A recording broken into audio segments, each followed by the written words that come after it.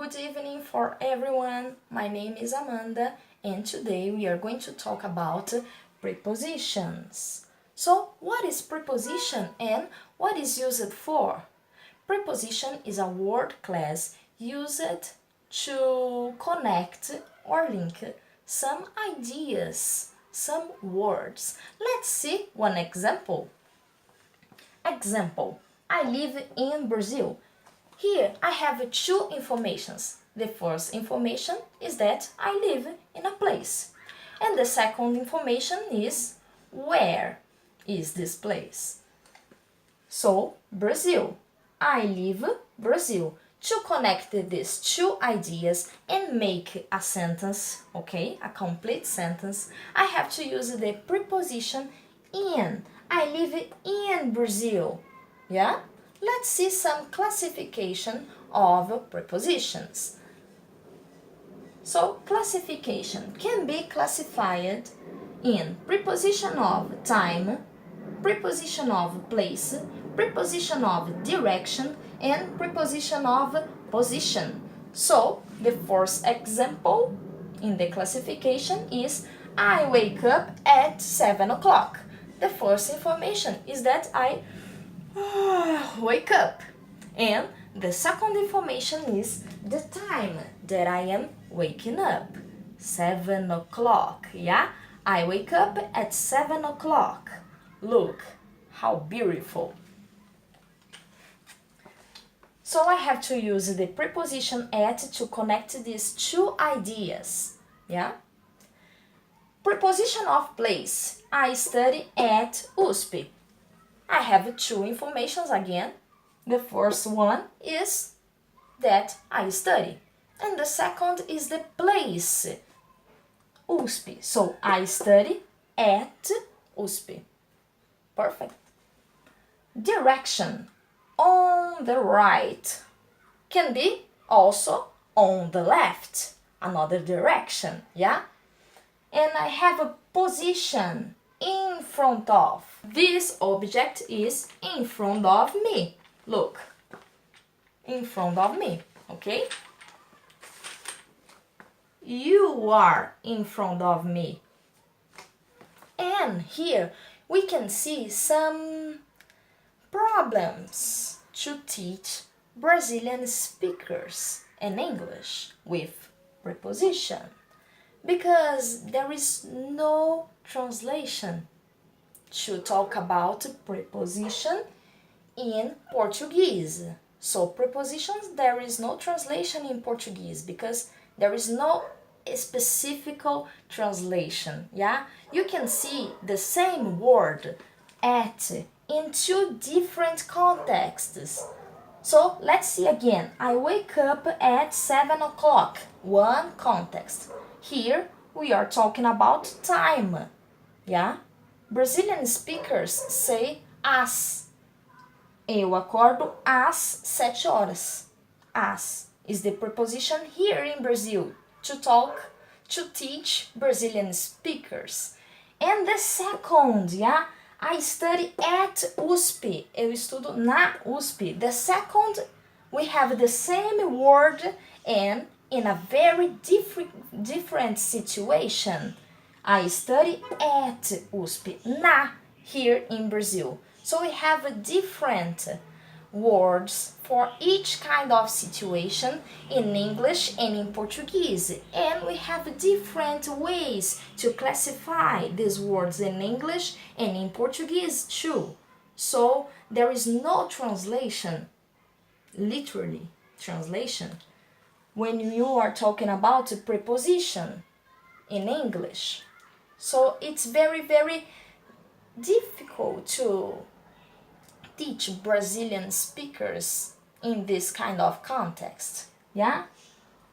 On the right, in front of, and other kind of prepositions we can use, and we can be sure that the preposition is right or not if we read a lot. So read a lot of literature, read a lot of different books, yeah?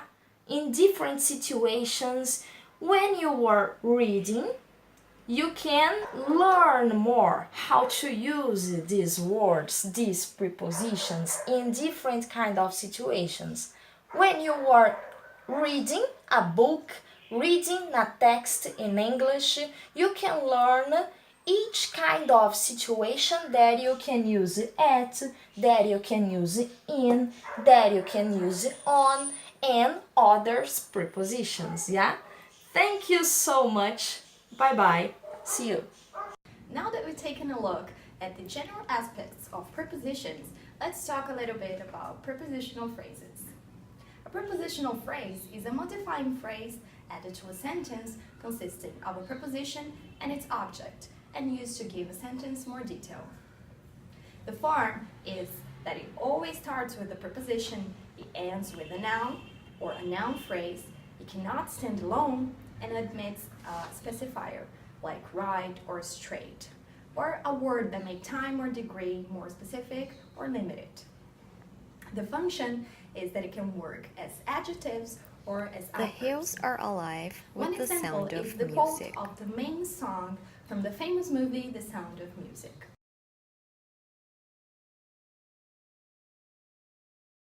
Here we have two different types of prepositional phrase. The main sentence is, the hills are alive. Then, to modify it, we can ask how or why. The answer shows our first prepositional phrase, with the sound of music, which acts like an adverb of one, manner, because it indicates the manner in which the hills are alive, and two, it can be considered an adverb of cause because it indicates what makes the hills alive. To specify which sound, we add our second prepositional phrase, of music, which acts as an adjective because it qualifies sound. Therefore, we conclude that with the sound of music is modifying the main sentence, the hills are alive. And the same way, of music is modifying sound. To know which type of prepositional phrase, you can try to change the place of the phrase. Adverbial prepositional phrases can be placed anywhere in the sentence, while adjective prepositional phrase can only follow the subject which it is qualifying. Now, what are problems that we can face when adding prepositional phrases to our sentences? We can create ambiguous sentences. Sometimes newspaper San headlines Jose aren't cops clear kill enough, man and with you're left knife. wondering what exactly they mean. Let's take a look at this newspaper headline. Did the cops use a knife to kill a man? Did the cops kill a man who was carrying a knife? You can't know without some context. Now, we're going to see what other approaches we can use to interpret prepositions beside our main book, Brenton and Brenton. Hi guys! So, now that we have looked into prepositions and prepositional phrases, let's take a look into the teaching aspects of prepositions. First, why teaching prepositions is an issue? Well, prepositions are often vague and confusing even for native speakers. Besides, each language has its own set of rules. Therefore, clashing points between English and the learner's first language will appear, because grammatically, prepositions do not behave in the same way for all languages. We also have perceived inconsistency in English itself, as in I can meet you in but not on the house, while I can meet you on the corner but not in the corner.